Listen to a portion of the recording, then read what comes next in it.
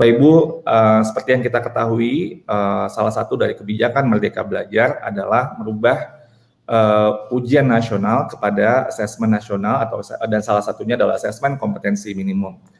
Dalam hal ini kita bergerak merubah paradigma untuk menyesuaikan dengan pembelajaran abad ke-21 dan kondisi dunia kerja di abad ke-21 yang tidak lagi hanya berfokus kepada bidang-bidang atau konten, tapi lebih kepada apa yang fleksibel yang bisa lintas mapel atau lintas bidang ilmu. Dari risetnya Wills Towers Watson ya menyebutkan 8 dari 10 perusahaan di Indonesia itu kesulitan mendapatkan lulusan perguruan tinggi dalam negeri yang siap pakai. Kalau juga kita melihat tentang lemahnya daya saing di Indonesia ya, jadi jelas menurut Global Talent Competitiveness Index ya atau GTCI, Singapura tertinggi ya, Singapura itu tertinggi.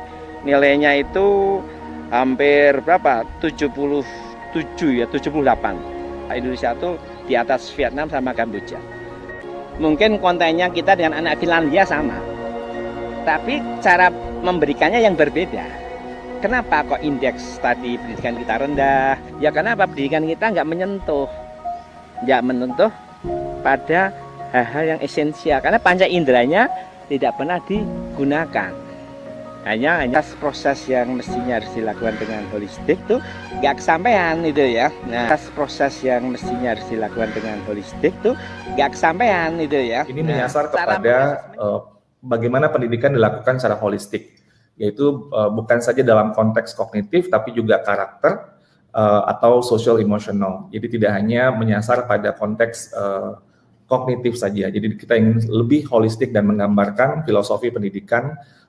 Jadi saya tahun 2015 sudah keras menolak UN. Iya.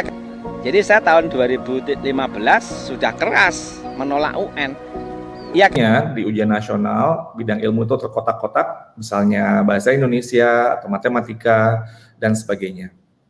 Di asesmen nasional dan salah satunya asesmen kompetensi minimum, kita menyasar kepada kompetensi-kompetensi utama yang lintas mapel, yang juga nanti di dunia kerja juga ada di semua konteks dunia kerja, yaitu mencoba selain di kelas dia mengaplikasikan keluar kelas, dia langsung eksplorasi di lingkungan ya, sederhana itu bagian dari tanggung jawab kami di sekolah. Jadi 20% di kelas, 30% di non kelas, yang 50% dia betul-betul ada kebebasan melakukan suatu proses pembelajaran ya, yang kita pandang baik seperti apa.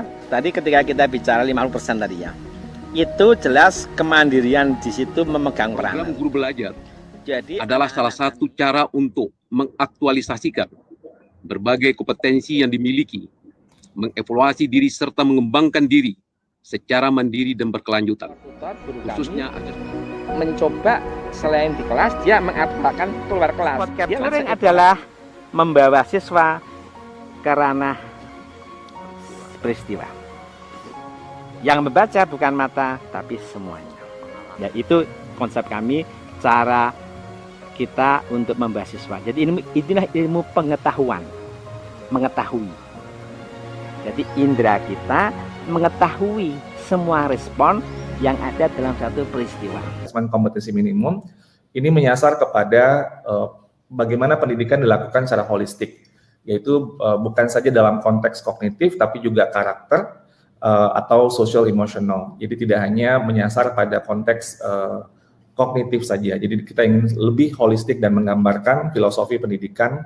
Pertama saya bangga sekali ya, bangga dengan anak-anak Indonesia ya, terutama yang masuk homeschooling kami. Jadi dengan pilihannya dirinya sendiri, saya harus masuk homeschooling, ini bagian dari sudah membangun karakter saya. Pilihan bagaimana dia harus mandiri, pilihan bagaimana dia harus mengikuti proses yang begitu mencerdaskan tadi ya, aktualisasi ya, proses pendidikan, dan juga proses-proses yang bagaimana kita mengempati ya, membumikan anak-anak itu tidak lepas dari akarnya, akar jati diri, terus membangun cinta kasih. Orang-orang tua anak didik kami itu juga saya kira orang tua yang sadar bahwa orang tua harus mengawal anak-anak tadi, jadi mengambil peran tanggung jawab dari suksesnya anak. Anak dan orang tua itu kayak partner dalam rangka berproses belajar di homeschooling itu ya. mereka lah sebenarnya yang diberi ruang dan waktu. Ruang dan waktu sebesar-besarnya untuk apa? Membangun karakter talenta anak-anak tadi.